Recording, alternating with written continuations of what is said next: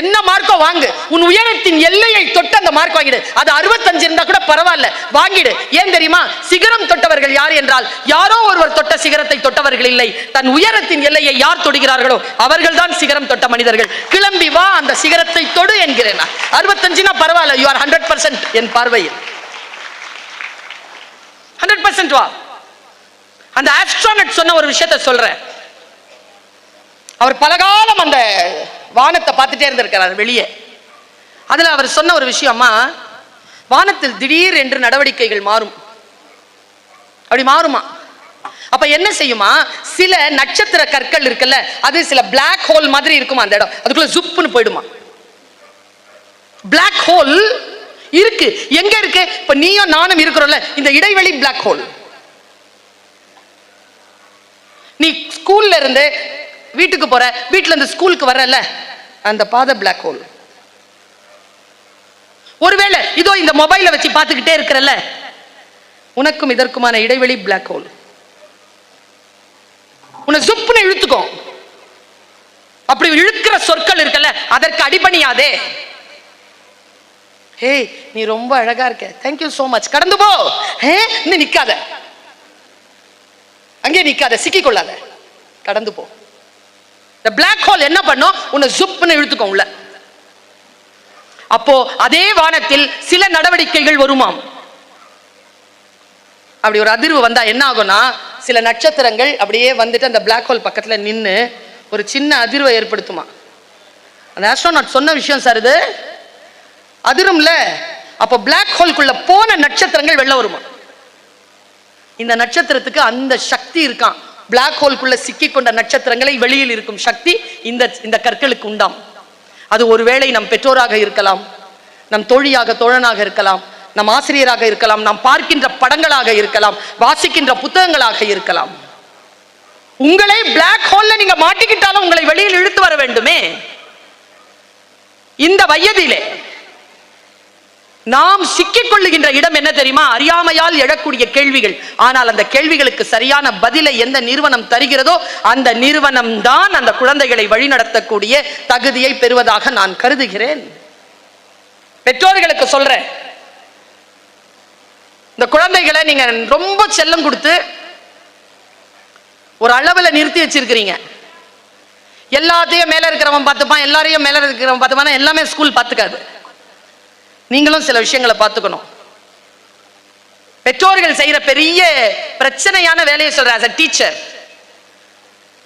உங்களை அழைத்து PTA meetings நடக்கும் பொழுது கம்ப்ளீட்டா அம்மாவும் அப்பாவும் சேர்ந்து வாங்க இருந்தீங்கன்னா, குழந்தைகளுக்கு நாம தர்ற ஆகப்பெரிய பரிசு என்ன தெரியுமா? அம்மா அப்பாவும் சேர்ந்து இருக்கிறது தான் பெரிய பரிசு. அது பிள்ளைகளுக்கு அதை விட பெரிய பரிசு என்ன தெரியுமா? ரெண்டும் உயிரோட இருக்கிறது. அதை விட பெரிய பரிசு என்ன தெரியுமா? கடன் தொல்லை இல்லாமல் இருக்கிறது. இந்த குழந்தைகளுக்கு நாம் தரும் பரிசுகள் அது.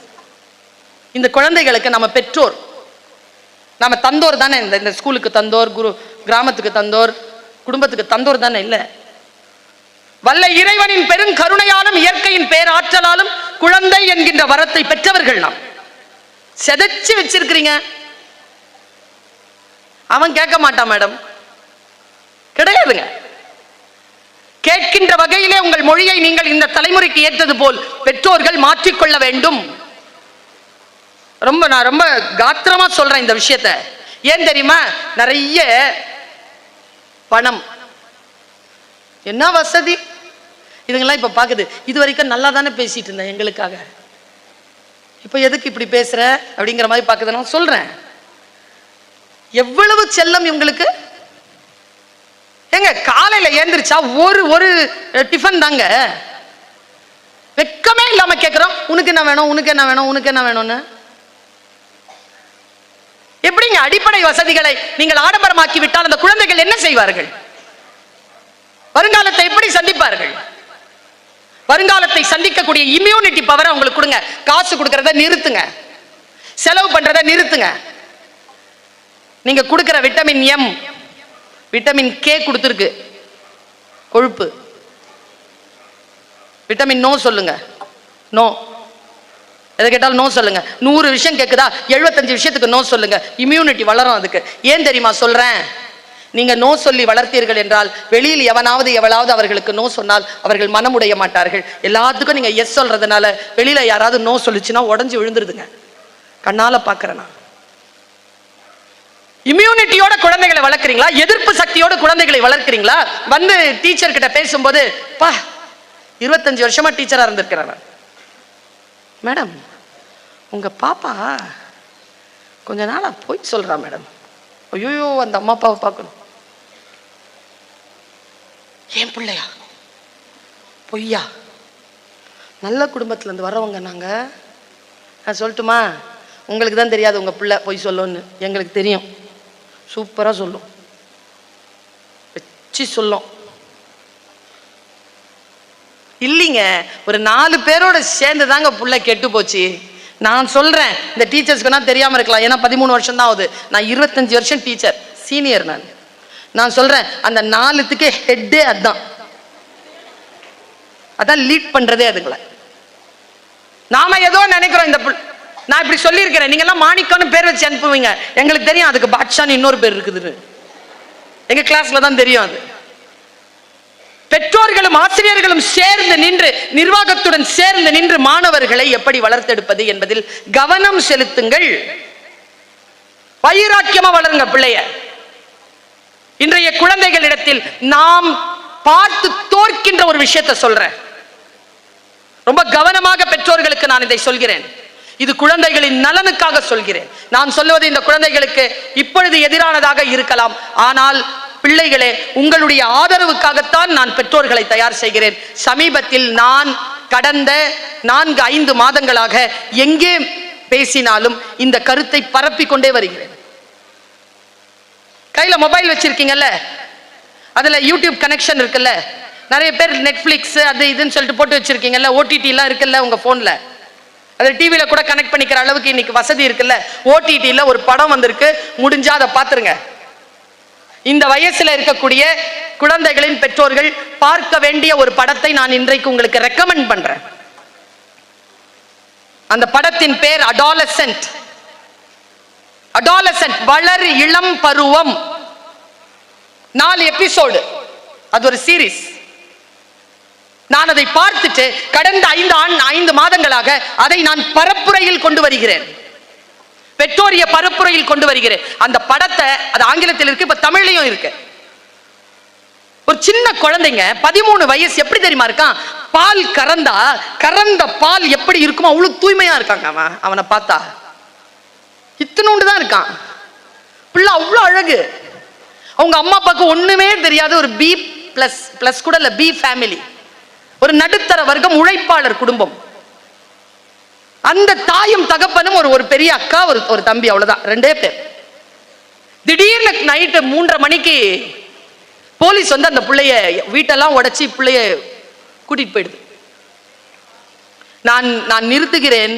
இந்த படத்தை பற்றி சொல்லுகின்ற பொழுது நான் ஒரு 4-5 வாக்கியங்களில் இந்த படத்தை முடித்து விடுவேன். ஆனால் அந்த வாக்கியங்களுக்கு நடுவிலே மின்னலை போல சில வார்த்தைகள் வரும். இந்த பிள்ளைகளுக்கு அது ஒருவேளை புரியாமல் போகலாம், ஒருவேளை இதுகளுக்கு புரிந்து நமக்கு புரியாமல் போகலாம். இந்த வயசு பிள்ளைங்க உண்மையாங்க, எனக்கு இந்த வயசுல பையன் இருக்காங்க, இவனை விட கொஞ்சம் பெரிய பையன். தப்பு செஞ்சுட்டு வந்துட்டானா இப்படி பாப்பனா, அவனை பெத்து டவல்ல சுத்திட்டு வந்தோம் பாருங்க, அந்த மூஞ்சில நிப்பான் சார். கொஞ்சம் கூட மாறாதுங்க அந்த மூஞ்சி, திக்குன்னு இருக்கும் நமக்கு. மா அப்படிம்பா. ஒரு நாள் அப்படிதான் கேட்கறான், will you please give me 2000 rupees? வந்துச்சு கோவம் எனக்கு, உன்னே போடுவேன் அப்படின்னு. காசு தானே கேட்டேன், இல்லைன்னு சொல்ல வேண்டியதானே, ஏன் மிரட்டுறீங்க அப்படின்னு. அப்புறமா சாயந்தரம் 4 மணிக்கு 1500, ஏண்டா அதுக்குள்ள 500 ரூபா குறைஞ்சிருச்சு. 7 மணிக்கு சார் 1000 rupees ப்ளீஸ், ஹாஸ்டல்ல இருந்தான் அப்போ, 1000 rupees ப்ளீஸ். எதுக்கு உனக்கு? நோ அப்படின்னு போட்டு. அப்புறமா கடைசியா, அம்மா ரியலி நீடட் 500. என்னடா புள்ள இப்படி கேட்குறான்னு எங்கள் அம்மாட்ட சொல்லி, கொடுத்து அனுப்புமா, எதுக்கு கேட்குதோ புள்ள, வளர்ந்த புள்ள எதுக்கு கேட்குதோ கொடுத்து அனுப்புன்னு. 500 ரூபா கொடுத்து டிங்குன்னு சத்தம் கேட்கும்ல, அதுக்குள்ள வந்துருச்சுங்க மெசேஜ் அவன் கிட்ட இருந்து, தேங்க்யூ ஃபார் யுவர் சேரிட்டின்னு. யோ, சேரிட்டியா பண்ண நான் உனக்கு? நீ என்ன, நீ தர்மம் பண்ணதுக்கு நன்றிங்கிறான். நன்றியே கிடையாது. எவ்வளவு செஞ்சாலும் நன்றி கிடையாது. உங்களுக்கு சேர்த்து தான் சொல்றேன். ஓ, நன்றி கிடையாது. எல்லாத்தையும் வாங்கிக்கிறது, ஆனா நன்றி கிடையாது. எதுக்கு பெத்த? இனிமேல் அந்த தப்பு பண்ணாத. அடாலசன் பாருங்க, 13 வயது குழந்தை ஒரு போலீஸ் கேஸ்ல மாட்டுது, கொலை கேஸ்ல மாட்டுது. நான் சும்மா சாதாரணமா சொல்லல, எங்கேயோ நடக்கிறது இல்ல, நம் வீட்டில் நடக்கக்கூடாது என்பதற்காக சொல்லுகிறேன். பத்திரிகைகளை அன்றாடம் பார்க்கிறேன். சாதாரணமாக நம்மோடு பழகுகின்ற குழந்தைகள் தான் குற்ற செயலில் ஈடுபடுகிறார். அவர்களுக்கு சொல்லுங்கள் படிக்கணும்ட்டு. படிக்கணும்னு முடிவு பண்ற பிள்ளை குற்ற செயலில் ஈடுபடாது. அந்த அந்த படத்தை நான் பார்க்கிறேன், 4 எபிசோட் பார்க்கிறேன். கடைசியாங்க அந்த பையன், நான் செய்யலப்பா அப்படிங்கிறான். அவன் ஒண்ணு கேட்கிறான், அப்பா எனக்கு அப்பா கிட்ட பேசணும், எனக்கு அப்பா கூட இருக்கணும். அப்பா நான் பண்ணலப்பா, நான் நம்புறேன்பாங்கிறார் அப்பா. அவன் அப்படி கை பிடிச்சிட்டு இருக்கிறான். கடைசியா 1 வருஷம் ட்ரையலுக்கு அப்புறமா அந்த சனியன் தான் கொன்னதே ப்ரூவ் ஆயிடுது. அவனே ஒத்துக்கிறான். கடைசி ஷாட்டுங்க, என் ஈரல் நடுங்குதுங்க அதை சொல்லும் போது. நானும் தாய் தானே, அது வெறும் படமா நான் பார்க்கல. அவரு அந்த மனைவியை கூப்பிட்டுட்டு அழுவாரு, அழுது கேட்பாரு, அவன் ஏன் அப்பா கிட்ட பேசுறேன், அப்பா கிட்ட சொல்ற, அப்பா நீ இருந்தா போதும், அப்பா நான் கொல்லலப்பா, நான் எந்த தப்பும் செய்யலப்பா, நான் நல்ல பையன்ப்பா நீ என்கிட்ட சொல்லிட்டே இருந்தானேம்மா, ஏம்மா சொன்னான்னு கேட்பேன். அதுக்கு அந்த தாய் சொல்ற பதில் ரொம்ப முக்கியமானது. அவன் எதை சொன்னாலும் நீங்கள் நம்புவீர்கள் என்கின்ற பிம்பத்தை அவனுக்கு நீங்கள் ஏற்கனவே ஏற்படுத்தி விட்டீர்கள். ஏற்படுத்திட்டாங்கன்னா என்ன பண்ணுவீங்க நீங்க? சைலேந்தர் பாபு இருக்கிறார்ல, நம்முடைய former DGP Sylendra Babu IPS, அவர் சொன்னாருங்க, அவர் மீட்டிங்ல பேசினாருங்க. இத அவர் சின்ன குழந்தையா இருக்கும் பொழுது அவங்க அப்பா பாக்கெட்ல இருந்து பணம் காணுமா. அவங்க அப்பா எல்லாரையும் கேட்டிருக்காரு, எடுத்தியா எடுக்கல, யாரும் எடுக்கல. 15-17 வயசு கடந்து இவருக்கு போலீஸ் வேலை கிடைச்சி போய் அவங்க அம்மா கிட்ட சம்பளம் கொடுக்கும் பொழுது அவங்க அம்மா கிட்ட அவர் சொன்ன வார்த்தை, அம்மா இன்னிலேருந்து 15-17 வருஷத்துக்கு முன்னால அப்பாவுடைய பர்ஸ்ல இருந்து 5 ரூபா காணோன்னு சொன்னல்லம்மா. ஆமா, அதை நான் தாம்மா எடுத்தேன். யாரு? டிஜிபி சொல்றாருங்க, நான் தாம்மா எடுத்தேன். அம்மா பதில் தான் சூப்பர். அம்மா சொல்லிச்சான், டிஜிபியுடைய அம்மா இன்னைக்கு கூட அவங்க பெயர்ல தான் அவர் அந்த வீட்டையே ஒரு நூலகமா மாத்தி வச்சிருக்கார். தன்னுடைய அந்த ஓய்வு பெற்ற அன்றைக்கு அவர் அத்தனை பேரையும் பார்த்து வணங்கிட்டு தன் தாய்க்கு மட்டும்தான் சல்யூட் செய்தார். தன் தாய்க்கு சல்யூட் செஞ்சாருங்க அவரு. அந்த அம்மாக்கு பெரிய சல்யூட் ஒன்று வச்சாரு. என்ன பண்ணுச்சு அவங்க அம்மா? அவங்க அம்மா தந்த பதில பாருங்க. நாம இருக்கிறோமா அப்படி அம்மாவா இருக்கிறோமா, அப்படி அப்பாவா இருக்கிறோமான்னு பாருங்க. அவங்க என்ன தெரியுமா சொன்னாங்களா அவங்க அம்மா, நான் தாம்மா அந்த காசை எடுத்தேன். அவங்க அம்மா சொன்ன பதில் சூப்பர், எனக்கு தெரியும்பா. அந்த பையன் கேட்டிருக்கான், நான் எடுத்ததை பாத்தீங்களாமா? இல்லப்பா. வேற? நீ அப்பா கிட்ட எடுக்கலன்னு சொன்னல்லப்பா, அதை நான் நம்பலப்பா. சொல்லிட்டு சொல்லுச்சா அந்த அம்மா. நான் எங்க தெரியுமா அந்த அம்மாவை பாராட்டுறேன்? தன்னுடைய கணவனுடைய கைப்பையில் இருந்து தன் குழந்தை காசு எடுக்கிறான் என்று தெரிந்தவுடன் அவனை திருடனாக தீர்க்காமல் எந்த உலகத்தில் எவன் யாருடைய காசு எடுத்தாலும் அவனை பிடித்து காவல்துறையில் கொண்டு வந்து நீதித்துறைக்கு முன்னால் நிறுத்தக்கூடிய காவல்துறை அதிகாரியாக அந்த மனிதனை உயர்த்திய அந்த தாயைத்தான் நான் அங்கே பார்க்கிறேன். அந்த அடாலசன் அந்த அப்பா சொல்லுவார், I can be done better for you my son. நான் உனக்கு நல்லதை செய்திருக்கலாமோ, நான் செய்ய தவறிவிட்டேனோ. நீ இரவு நேரங்களில் வீட்டில் அறையில் உள்ளே பூட்டிக் கொண்டு நீ ஏதேதோ பாடல்களை கேட்டுக்கொண்டு யாரிடமும் பேசிக் கொண்டிருந்தால் டேய் என்ற ஒரு சத்தம் கேட்டவுடன் எல்லாவற்றையும் நீ ஆஃப் செய்து அப்பா குட் நைட் பா என்று தூங்கியதை நான் நம்பினேனே. நீ வெள்ளிக்கிழமை இரவு போய் சனிக்கிழமை யாரோ வீட்டில் தங்கி ஞாயிற்றுக்கிழமை வருவதாக இருந்தால் அது ஸ்லீப் ஓவர் என்று சொல்லிவிட்டு நான் நம்பினேனே. உன்னை சரியான மகனாக, குற்றம் புரியாத ஒரு பிள்ளையாக வளர்த்தெடுப்பதில் நான் தவறி போனேன். உனக்கு நான் என் கடமையை செய்ய முடியாமல் போனதற்காக இன்றைக்கு நீ சிறைச்சாலையில் இருக்கிறாய். அதற்காக உன்னிடத்தில் நான் மன்னிப்பு கேட்டுக்கொள்கிறேன் என்ற அந்த பொம்மையை வைத்து அதற்கு மீது ஒரு டவலை போத்திட்டு அவன் நின்று அழுவான். அதான் கடைசி ஷாட். ஒரு பெற்றோர் நம்முடைய கடமை, நம்ம ஏதோ பயாலஜிக்கலா ஒரு ஆணும் பெண்ணும் சேர்ந்ததனால் வருகின்ற குழந்தை, it's not a biological factor, it's a social responsibility. நம்முடைய குழந்தை என்பது சமூக பொறுப்பு. நீ எதை அந்த குழந்தைக்கு வேண்டாம் என்று சொல்லுகிறாயோ, நீ அதை செய்யாமல் இருக்கிறாயான்னு பார்க்கறானுங்க. தெரியுமா உங்களுக்கு? போன் பேசாதானே அவன் பார்க்கறான், நீ பேசுறியான்னு பார்க்கறான். நாம் சொல்வதை கேட்டு வளர்வதே இல்லை, நம்மை பார்த்துதான் வளர்க்கிறார்கள். நீ படிக்கும் புத்தகத்தை பற்றி சொல், உன்னை பற்றி சொல்கிறேன். நீ பழகுகின்ற மனிதனை பற்றி சொல், உன்னை பற்றி சொல்கிறேன். எல்லாம் அழசு. உன் கூகுள் ஹிஸ்டரியை சொல், நான் உன்னை பற்றி சொல்கிறேன். இதுல என்ன பிரச்சனை தெரியுமா? ஃப்ரெண்டு போட்டு கொடுக்கவே மாட்டான். நீ படிக்கிற புக்கை எங்கேயாவது கிழிச்சு எரிச்சிடலாம். ஆனா இதுல நீ பாக்குறல்ல, அது நீ நினைச்சாலும் அழிக்க முடியாத அளவிற்கு சயின்ஸ் அப்படி வச்சிருக்கு, தனியா எடுத்து. கவனம் என் பிள்ளைகளே, கவனம். ஒரு கேட்ஜெட்டை நான் இதை பயன்படுத்துகிறேன். நான் இயற்கைக்கு சாட்சியாக சொல்கிறேன், ஒருபோதும் இதை என்னை பயன்படுத்திக் கொள்ள நான் அனுமதித்ததே கிடையாது. நோனா நோதான், நோனா நோதான். சில விஷயங்களை பார்க்கிறேன், நான் ரீல்ஸ் பார்க்கிறேன் 15 நிமிஷம், அதுக்கு மேல பார்க்கறது இல்லை.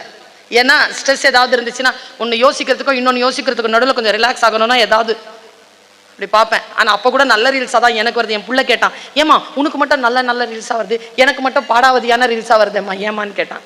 எது நல்ல நல்லது பார்த்தோம்னா இது உங்களுக்கு நல்ல நல்லதே கொடுக்கும், பாடாவதியாக பார்த்தா பாடாவதியே தரும். எதை பார்க்கிறியோ அதை தொடர்ந்து பார்ப்பாய். இது ஒரு 3வது கண். இதை ஆரோக்கியமாக வைத்திருத்தல். இப்ப பார்த்தேங்க, இந்த பாய்ஸ்க்கு ரொம்ப பிடிக்கும் அது. ஏன் கேர்ள்ஸ்க்கு கூட தான், இன்னைக்கு பாய்ஸ்க்கு சொல்றேன், எல்லா அறிவுரையும் கேர்ள்ஸ்க்குமானது தான். இவங்களுக்கு தனி அவங்களுக்கு தனி இல்லை. உங்களுக்கு மட்டும் ஒரே ஒரு விஷயம், குழந்தைகளை, எனக்கு பெண் குழந்தை கிடையாது. நான் எங்க போனாலும் அங்க எனக்கு முன்னால் உட்கார்ந்துருக்கிற இந்த குழந்தைகள் வந்து நான் பெற்றெடுத்த குழந்தைகள் அப்படிங்கிற மாதிரியே நான் பார்க்குற பழக்கம் உண்டு எனக்கு. உங்களுக்கு நான் ஒரு தாயா சொல்றேன், வீட்டில் நமக்கு செல்லம் கொடுப்பாங்க. உண்மையாவே செல்ல செல்ல பிள்ளைகள் தான் நாம். அண்ணனோ அப்பாவோ அக்காவோ அம்மாவோ பாட்டியோ தம்பியோ நமக்கு எக்ஸ்ட்ரா சாக்லேட் கொடுப்பாங்க. அக்கா இந்த வச்சுக்கோ அப்படின்னு எக்ஸ்ட்ரா கொடுப்பாங்க. எக்ஸ்ட்ரா சாக்லேட்டை வீட்டோட நிறுத்திக்க, வெளியில அதை எதிர்பார்க்காத. வெளியில யாராவது உனக்கு எக்ஸ்ட்ரா சாக்லேட் கொடுக்குறாங்கன்னா அவர்களுடைய உள்நோக்கம் உனக்கு எதிரானதாக இருக்கும் என்பதனை ஒரு தாயாக உனக்கு நான் சொல்லிக் கொள்கிறேன். Never expect any chocolate or extra chocolate from outside. சரியா? அதை சுமந்துட்டு சுத்தாத. உன்னுடைய பெண் பெண் அப்படிங்கிறத ரோட் கிராஸ் பண்ணும்போது ரொம்ப கவனத்தோட கிராஸ் பண்ணு. நீ என்ன ரஜினி சாரா இப்படி கையை காட்டின உடனே நிற்குமா வண்டி? நான் பொம்பளை பிள்ளை தானே, நான் கிராஸ் பண்ணா நில்லு. ஏய் டிரைவருக்கு தெரியும் நீ பொம்பளை பிள்ளைன்னு, காருக்கு தெரியுமா? மோதிட்டு போயிடும். லாரிக்கு தெரியுமா? மோதிட்டு போயிடும். கவனம் குழந்தைகளை. நாம் மிஸ் பண்ற ஒரு இடமே கவனம் தான். நான் சொல்லுகிறேன், ஆண்களாகட்டும் பெண்களாகட்டும், நம்முடைய வாழ்க்கை நமக்கு தருகின்ற சவால்களை சந்தியுங்கள் என்கிறேன். சந்திங்க. ஒவ்வொரு நாளும் நமக்கான அருள், ஒவ்வொரு நாளும் நமக்கான வாய்ப்பு. அந்த வாய்ப்பை எப்படி அடுத்த கட்டத்திற்கு கொண்டு செலுத்துவது? நான் இந்த ஒரு செய்தியை மட்டும் சொல்லிவிட்டு இடம் சாருகிறேன். ஒரே செய்தி தான். எனக்கு தெரியல, நீ வந்து அஞ்சலி படத்தை மாதிரி நீ ஏன் இங்க பிறந்த? இந்த மேற்கு தொடர்ச்சி மலையில இருக்க கிராமத்துல நீ ஏன் பிறந்த? நான் வந்து ஏன் வட சென்னையில நான் பிறந்தேன்? எங்க அம்மா ஏன் காயல்பட்டினத்துல பிறந்துச்சு? எங்க அம்மா ஏன் எங்க அப்பாவை கல்யாணம் பண்ணிக்கிட்டு ஒரு தமிழ் பேசுற குடும்பம் உருது பேசுற குடும்பத்தோட சேர்ந்து வந்து வறுமையை அனுபவிச்சது? என்ன விதி இது? நீ ஏன் இந்த கிராமத்துல, இந்த மலை கிராமத்துக்குள்ள? நான் ஒண்ணு சொல்றேன், மீர்சாப்பேட்டை மார்க்கெட்ல அங்க பக்கத்துல இருக்கிற திப்பு தெருவுல நான் வந்து அங்கிருந்து என் தெருவில் இருக்கிற யாருக்குமே தமிழ் தெரியாது. ஆனா தமிழ் வளர்ச்சி துறையினுடைய உலக தமிழ் சங்கத்தின் இயக்குனரா நான் உட்கார்ந்துருக்கேன்ல. இப்படி சொல்றேன் பார், படிச்சுட்டேன்னு வச்சுக்க, உன்னை அந்த துறை தேர்ந்தெடுத்துக் கொள்ளும். நீ தேர்ந்தெடுக்கவே வேண்டாம், அது பிடிச்சி வலிச்சுட்டு போயிடும். இது நான் சொல்லுவது சாதாரணமான சொல்லே இல்லை. நீ தயாராக இருக்கிறாயா? நீ படித்து தயாராக இருக்கிறாயா? அதற்காக நான் இதை சொல்லுகிறேன். இந்த பிரபஞ்சம் ரொம்ப சக்தி வாய்ந்தது. பென்சிலில் இருந்து தொடங்கிய என் வாழ்க்கை இதோ கிரீன் பென்ல வந்து நிக்குது. It's a green pen. நான் இதுல தான் கையெழுத்து போடுறேன். இன்னும் எனக்கு காலம் உண்டு ரிட்டையர் ஆகிறதுக்கு. உழைப்பேன், நான் என் தமிழுக்காக உழைப்பேன். உழைத்து உழைத்து இந்த கிரீன் பென்ல இருக்கக்கூடிய கிரீன் இங்கினுடைய அதிகாரத்தை கூட்டுவேன். நான் உனக்கு ஒரு ஆப்ஷன் கொடுக்குறேன், வா இன்னைக்கு சேலஞ்ச் எடுத்துக்கோ. அந்த மாதிரி சேலஞ்சை சந்திச்சு என்னை சந்தித்த பிள்ளைகள் உண்டு. நான் இது ஏதோ நாடகம் அல்ல, இது ஏதோ திரைப்படம் அல்ல, நான் நடிகை அல்ல, நான் ஒரு ஆசிரியை. வா, என் வாக்கிலே அறம் வைத்துக் கொண்டு பேசுகிறேன். நான் எனக்கு எந்த நோக்கமும் கிடையாது என் பிள்ளைகள் ஜெயிப்பதை தவிர. எனக்கு வேற எந்த நோக்கமும் கிடையாது. எந்த ஒரு குழந்தையும் தோல்வியின் நடுக்கத்தில் ஒரு துளி கண்ணீர் வந்துருச்சுன்னா என் ஆன்மா நடுங்குது. எனக்கு நீ ஜெயிக்கணுங்கிறதுனால சொல்றேன், வா. இங்க பார், ஒரு பெண் இந்த மாதிரி இன்னும் இன்னும் அதிகாரத்தை கூட்டி இருக்கிற ஒரு பெண் அங்க நிக்குது, எங்கேயோ நிக்குது. அது யாரையோ தேடுது. கையில எடுக்கணும் ஒருத்தர் வந்து. அங்க ஒரு ஃபைல் இருக்கு, அந்த ஃபைல்ல ஒரு பேப்பர் இருக்கு, அந்த பேப்பர்ல சைன் பண்ணணும். இந்த ஃபைல் ஒரு ஆள் எடுத்துட்டு வரணும், இந்த சைன் ஒரு ஆள் பண்ணணும். இந்த ஃபைலும் ஒரு ஆளை தேடுது, இந்த பெண்ணும் ஒரு ஆளை தேடுது. நீ எடுத்துக்கோ, ஒரு 10 வருஷம் எடுத்துக்கோ. எனக்கு வயது இருக்கு, 10 வருஷத்துக்கு அப்புறமா கூட நான் உன்னை பொசிஷன்ல சந்திக்கலாம். நீ ஃபைல் எடுத்துட்டு ஒரு கேபின் தட்டி உள்ள வரும்போது பேனா வச்சுட்டு நான் உட்காந்துட்டு இருக்கிறேன், சைன் பண்றேன். நீ ஃபைல் எடுத்துட்டு வா. நான் சைன் பண்றதா இருந்துச்சுன்னா நான் இப்பவே பொசிஷன்ல இருக்கிறேன். 10 வருஷத்துக்கு அப்புறமா உழைச்சேன்னா வேற ஒரு பொசிஷன்ல இருப்பேன். So file is important. சரி, ஆட்டத்தை கலைச்சிரு, இந்த கனவு காட்சியை கலைச்சிரு. நான் பொசிஷன்ல தானே இருக்கேன். நான் இன்னும் 10 வருஷத்துல ஹையஸ்ட் பொசிஷனுக்கு போறேன்னு வச்சுக்கோ. நான் அந்த ஃபைலை தூக்கிக்கிறேன். நான் கேபின் தட்டுறேன். திறந்து பார்த்தா நீ சேர்ல உட்காந்துட்டு இருந்து நீ சைன் பண்ணு. நான் ஆசீர்வதிக்கிறேன். நான் டீச்சர் இல்ல, ஃபைலை நான் எடுத்துட்டு வரேன், சைனை நீ பண்ணு.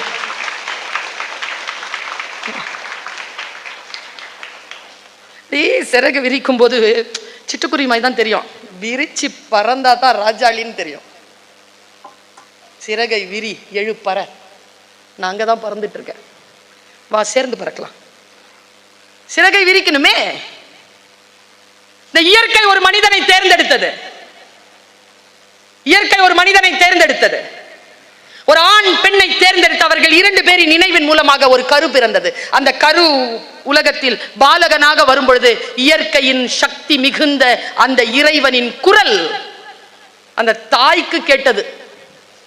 இந்த குழந்தை பிறக்க போகுது, நீ இந்த குழந்தை பெறுகின்ற அளவில், நான் இந்த வார்த்தையை சொல்லிட்டு நான் இப்படி இறங்கிடுவேன். இப்போ உன் மனதில் எந்த மாற்றத்தை ஏற்படுத்துதுன்னு எனக்கு தெரியாது, உன்னிடத்தில் அதை விட்டு விடுகிறேன். ஒரு குழந்தை பிறக்குது. அந்த தாய்க்கு சொல்லப்பட்டது, நீ சாராயம் அருந்தக்கூடாது, திராட்சை ரசம் அருந்தக்கூடாது. அந்த குழந்தை பிறந்தா அதன் தலை முடிய வெட்டக்கூடாது. இயற்கை ஒரு ஆணை போடுதுன்னா ஒன்று சாராயம் அந்த குழந்தைக்கு எதிரானது, முடி அந்த குழந்தைக்கு பலமானது. இயற்கை கொடுத்துருச்சு வரம். குழந்தை பெற்று எடுக்கிற தாய் சாராயம் குடிக்கல. 17 வயசு, உன் வயசுல புள்ள 6.75 7 அடிக்கு வளர்றான். தலைமுடி இவ்வளவு வளருது. சிங்கம் இருக்குல்ல, சிங்கம் அதனுடைய வாயை பிளந்து அதன் தாடையை எடுத்து, அதுதான் அவன் ஆயுதம். அவன் பெயர் சிம்சோன், பைபிள் சொல்கிறது. கையில எடுத்துக்கிட்டு அவன் அந்த அந்த அந்த சமூகத்தையே காக்கின்ற வீரனா வரான். பாய்ஸ்க்கு சொல்றேன், எனக்கு தெரியல, நான் ஒரு குழந்தை வந்து தப்பி தவறி போன ஒரு குழந்தை கிட்ட நான் இதை சொன்னேன். அவையில தான் இருந்தான் அவன். நான் வெளியே இருக்கின்றபடி அவன் இப்படி அழுதுட்டு இருந்தான். அழுதுட்டு இப்படி கையெடுத்து கும்பிட்டான். அப்பவே அந்த பிள்ளைக்கு நான் சொன்னது புரிஞ்சிருச்சு. இந்த மூங்கில் காட்டில் எந்த மூங்கில் அந்த புல்லாங்குழல். நான் சொல்றதை புரிஞ்சுக்கணுமே. பாரு, அந்த குழந்தை 17 18 வயசுல இருக்கும்போது அவனுக்குன்னு ஹார்மோன்ஸ் சுரக்குது. அவன் ஒரு பொண்ணை நேசிக்கிறான். என்னன்னு தெரியல, அந்த பொண்ணு அவனை நேசிக்கல. அப்படிதானே? நேசிக்கலன உடனே அவனுக்கு ரொம்ப சோகமாயிட்டு கடவுள் அவனுக்கு மறுத்த அந்த திராட்சை ரசத்தை குடிக்க பழகுகிறான். போதைக்குள்ள போயிட்டான். போதைக்குள்ள போன உடனே அவளுக்கு ஒரு பொண்ணு வந்து ஃப்ரெண்ட் ஆகிறா. பெற்றோர்களுக்கு தெரியாத சில வார்த்தைகளை சொல்லுகிறேன். நமக்கு லவர்னா யாருன்னு தெரியும், கேர்ள் ஃப்ரெண்ட் பாய் ஃப்ரெண்ட் தெரியும், வைஃப் தெரியும், மிஸ்ட்ரஸ் தெரியும், பெஸ்டி தெரியுமா, இதுங்களுக்கு தெரியும். அப்படி ஒரு பெஸ்டி வந்து சேர்றா. அவளுக்கு பேர் டெலிலா. டெலிலா வந்து சிம்சோனை ஜாலியா வச்சிருக்கிறா. குடிக்கிறது, சுத்துறது, டான்ஸ் பார்க்கறது, சந்தோஷமா இருக்கு, இவ்வளவுதான் வேலையே. அப்போ சிம்சோனை கொல்ல வேண்டும் என்று நினைத்துக் கொண்டிருந்த பகைவர்கள் டெலிலாவை போய் சந்திக்கிறார்கள். 100 காசு உனக்கு தரேன், இந்த சிம்சோனின் உயிரை நாங்கள் வாங்க வேண்டும். அவன் உயிர் எங்கேயோ இருக்கிறது, அவன் ரொம்ப சக்தி வாய்ந்தவனா இருக்கான், எங்க இருக்கான்னு சொல்லு. நான் இங்க நிறுத்துறேன், என் உடம்பு பதறுது, நான் இங்க நிறுத்துறேன். டெலிலாலும் பைபிள் சொல்லுதுங்க, டெலிலாலும் சிம்சோனும் சந்திக்கிறாங்க. டெலிலால் கேட்கிறா, ஆமா உன்னை யாராலையும் சாவடிக்க முடியாதாமே. சிரிக்கிறான். அது அவன் பெத்த வயிறு எப்படி இருக்கும் எனக்கு, நீ எங்க அடிச்சா சாவ? பெஸ்டி கேட்கிறா, என்ன அடிச்சாலாம் நான் சாவ மாட்டேன், பின்ன என்ன கம்பியில கட்டிட்டா நான் செத்துருவேன். அந்த ராத்திரி அவனை கம்பியில கட்டுறாங்க. காசு வாங்கிட்டா டெலிலால், கம்பி அறுத்துட்டு வந்துட்டான். உடனே அவ கேட்கிறா, கம்பியில கட்டினா செத்துருவேங்கிற, சாவுல உண்மையா சொல்லு, எங்க சாவே நீ சொல்லு. என்ன அக்கினி கம்பியில கட்டினா நான் செத்துருவேன். நைட்டே அக்கினி கம்பியில கட்டுறாங்க, அறுத்துட்டு வந்துருது புள்ள. அடுத்த நாள் அந்த பகைவர்கள் இவங்கிட்ட மரியாதையா காசை கொடு, இல்லைன்னா அவன் சாவறதுக்கு வழியை சொல்லுன்னு அவனை நெருக்கிறாங்க. நேரா வந்து சிம்சோனுக்கு முன்னால் பைபிள் படிக்கும்போதே நான் பயந்துட்டேன் சார். ஏன்னா குழந்தை தோக்க போகுது, தோக்க போற குழந்தைய என்னால பார்க்க முடியாது. எனக்கு மற்றவங்களை பத்தி தெரியாது. as a teacher I cannot see anyone it's getting fail. 25 வருஷத்துல என் கிளாஸ்ல ஒரு பிள்ளை கூட ஃபெயில் ஆனது கிடையாதுங்கிறது தான் என் வெற்றியின் ரகசியம். இன்னைக்கு நான் சொல்றேன், எல்லாம் ரெக்கார்ட் ஆயிட்டு இருக்கு, சொல்றேன். நான் என் கிளாஸ்ல ஒரு பிள்ளை கூட ஃபெயில் ஆனது கிடையாது. விடமாட்டேன் நான், அதுங்க தயாரா தான் இருக்கும், நான் விட மாட்டேன். சிம்சோன் கிட்ட வந்து அவ அழுறா, நீ எனக்கு சொல்லுவியா மாட்டியா, உனக்கு உன் உயிர் தான் ரொம்ப பெருசா, நான் முக்கியம் இல்லையா, பொய்யா சொல்ற, உன்னுடைய உயிர் எங்க இருக்குன்னு சொல்லுன்னு ஓன்னு அழுத உடனே இவன் கனிஞ்சிடறான் மனசு. சில பேருக்கு போதை பொருள் உகந்தது அல்ல, அவர்கள் உயிரை தாக்கும், அது மானத்தை எடுத்துவிடும். அது அவன் அப்படியே, நீ என்ன அழுற, சொல்லு, நீ எங்க உன் சாவு எங்க இருக்குன்னு சொல்லு, இல்லைன்னா நான் செத்துருவேங்கிற. இங்க பாரு, டோன்ட் வரி, நான் சொல்றேன். தலைமுடி இருக்குல்ல, அதுலதான் இருக்கு. இதை முதல்லயே சொல்லி தொலைக்க வேண்டியது தானே அப்படின்னு சொல்லி அவன் அப்படியே மடியில சாச்சிக்கிறான். தலைமுடிய கோதிக்கிட்டே 7ஆ பிரிக்கிறா. அந்த கோதுன சுகத்துல சிம்சோன் தூங்கிட்டான். காலையில் எழுந்திருச்சு பார்க்கறான், மொட்டை அடிக்கப்பட்டு இருக்கு. டெலிலால காணோம். சிங்கத்தை அடித்த அந்த சிறுவன், அந்த இளைஞன் தன்னை ஒரு கோழி குஞ்சு போல் உணர்ந்தான் என்று பைபிள் சொல்கிறது. அந்த நடுக்கத்துல இருக்கும்போது வந்து பிடிச்சிட்டு போயிட்டாங்க, கம்பியில கட்டுறாங்க. அவன் இழுத்து போடுறான் பாருங்க. அந்த டைம்ல அவன் கண்ணன் நோன்றான். அவனை உள்ள போய் சிறையில போடுறாங்க. கடவுள் மன்னிக்கிறார். சொல்றேன் குழந்தைகளை, நீங்க தப்பு பண்ணிட்டீங்கன்னு வச்சுக்கோங்களேன், நான் அம்மான்னு வச்சுக்கோங்க, நீ என்கிட்ட வந்து அழுத நான் என்னடா பண்ணுவேன்? நான் மன்னிப்பேன், என் பிள்ளை தானே. கடவுளும் மன்னிப்பார். ஆனால் நாம் செய்கின்ற பிழைகள் நம்மை மன்னிக்குமா? அது ஒண்ணு இருக்குல்ல, அது கமிட்மெண்ட் ஒண்ணு இருக்குல்ல. கண்ணை நோண்டிட்டானே, அது எங்க பிறக்கும்? தலைமுடி தான் பிறக்கும். தலைமுடி பறக்க அவனுக்கு அவ்வளவு ஆற்றல் வருது. பிடிச்சி கட்டுறாங்க. ஒன்னும் இல்ல, பிடிச்சி கட்டிட்டு அவனால ஜெயிக்கவே முடியாதுன்னு குருட்டு நிலையிலே அவன் அந்த சிறைச்சாலை அப்படியே இழுத்துட்டு செத்து போறான். 10,000 பேர் அவனோடு செத்து போகிறார்கள். பைபிள் சொல்லுகிறது, சிம்சோன் உயிரோடு இருந்து அழிந்த கேடானவர்களை விட அவன் இறந்த போது அவனோடு சேர்ந்து அழிந்த தீமையானவர்கள் அநேகம். ஒரு ட்ரிபியூட். நான் உங்ககிட்ட கேட்கிறேன், சிம்சோனுக்கு நடந்தது என்ன தெரியுமா? அவன் தாளந்தை அவன் டேக் இட் ஃபார் கிராண்டட் ஆக நினைத்தான். உனக்கு அம்மா இருக்குதா, அப்பா இருக்குதா, இந்த ஸ்கூல் இருக்கா, உன் இளமை இருக்கா, உன் ஜெண்டர் இருக்கா, உனக்கான தாய்மொழி இருக்கா, don't take it for granted. ஒரு பணிவு வரட்டும் மனசுல. ஏனென்றால் அதுதான் உன்னை காக்க போகிறது, அதுதான் உன்னை அடுத்த கட்டத்திற்கு உயர்த்தி போகும். கற்க கசடர என்கிறார்கள் இல்லையா, கற்கை நன்றே என்கிறார்கள் இல்லையா. என்னது கல்வி என்பது? என்ன கல்வி என்பது? வேறு எதுவும் இல்லை. ஸ்டக்காகி போன மெஷின்ல நீ போடுற ஒரு சொம்பு தண்ணி தான் அந்த மோட்டரை ஓகே பண்ணி விட்டுரும். முதல்ல போட்ட தண்ணி எக்ஸாமினேஷன்ல வெளியில வந்துடும், அப்புறம் உள்ள இருந்து ஊத்து தண்ணி வெளியில வரும் பாரு. இந்த உலகத்திற்கு சொத்தாக மதிக்கப்படுவாய். கல்வி கற்றுக்கொள் என் குழந்தையே. மரியாதை வேண்டுமா, வசதி வேண்டுமா, உணவு வேண்டுமா, செல்வாக்கு வேண்டுமா, பணம் வேண்டுமா, பதவி வேண்டுமா, உன்னை யாரும் தாழ்த்தி நடத்த ஒட்டாமல் அவமானப்படுத்தாமல் இருக்க வேண்டுமா, கல்வி ஒன்றே ஆயுதம். வேற்றுமை தெரிந்த மேல்பால் உள்ளும் கீழ்ப்பால் ஒருவன் கற்கின் மேல்பால் ஒருவன் அவன் கண் படுமே என்கிறான் ஆரியப்படை கடந்த பாண்டியன் நெடுஞ்செழியன் சங்க இலக்கியத்தில். சொல்லுங்க இந்த உலகத்துக்கு, நான் மலை கிராமத்தில் தான் பிறந்தேன், ஆனால் அங்கேயே வாழ்வதற்காக நான் பிறக்கவில்லை. இந்த உலகத்திற்கு பயன் தருகின்ற அதிகாரியாகவும் நீதிபதியாகவும் உயர்ந்த தொழில் அதிபராகவும் கல்வியாளராகவும் நான் உயர்வதற்காகத்தான் எனக்கு இந்த பிறப்பு வந்திருக்கிறது என்று நீங்கள் சொன்னால் நீங்கள் கையில் எடுத்துக்கொள்ள வேண்டிய ஆயுதம் கல்வி.